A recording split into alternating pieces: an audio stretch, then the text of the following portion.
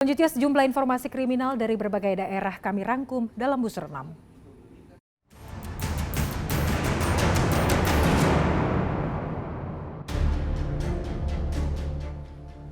Sebuah toko di Jalan Gubeng, Kertajaya, Surabaya, Jawa Timur yang diduga memperjualbelikan minuman keras tanpa izin, Kamis siang didatangi Satuan Polisi Pamung Praja, Kota Surabaya.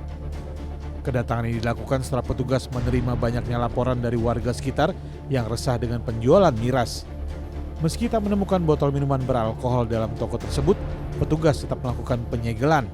Penyegelan dilakukan karena pemilik toko telah melanggar Peraturan Daerah Nomor 1 Tahun 2023 tentang perdagangan dan perindustrian, serta perwali pelaksanaan Peraturan Nomor 116 Tahun 2023 tentang perdagangan dan perindustrian di bidang perdagangan.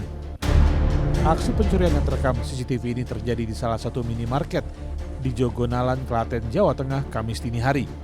Pelaku diduga masuk ke minimarket melalui atap bangunan dan menjebol plafon.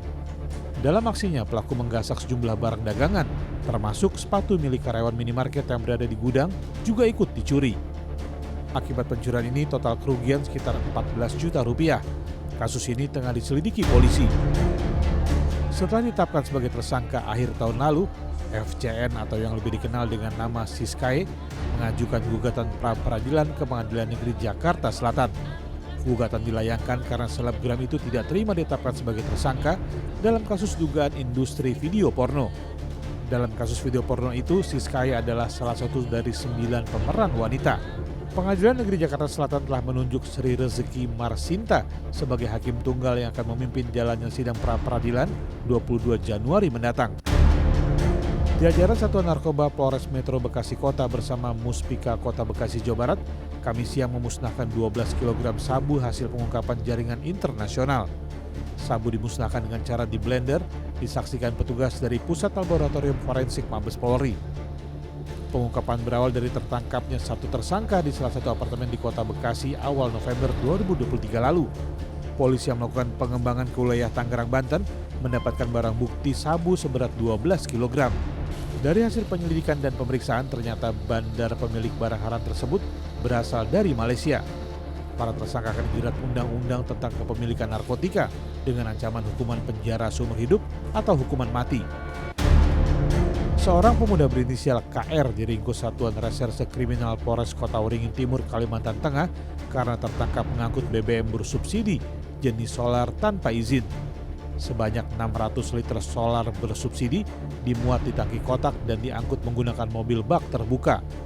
Tersangka ditangkap saat sedang melintas di Jalan Muhammad Hatta, Kecamatan Mentawa Baru, Ketapang, Sampit. BBM bersubsidi jenis solar itu dibeli tersangka dari sejumlah pelansir yang beroperasi di berbagai SPBU di Sampit dengan harga Rp12.500 per liter. Rencananya BBM itu akan dibawa tersangka ke area perkebunan kelapa sawit di Desa Kuala Kuayan, Kecamatan Mentaya Hulu.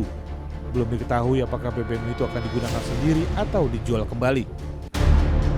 Barreskrim Mabes Polri mengungkap kasus illegal logging yang terjadi di Kalimantan Timur Kamis sore.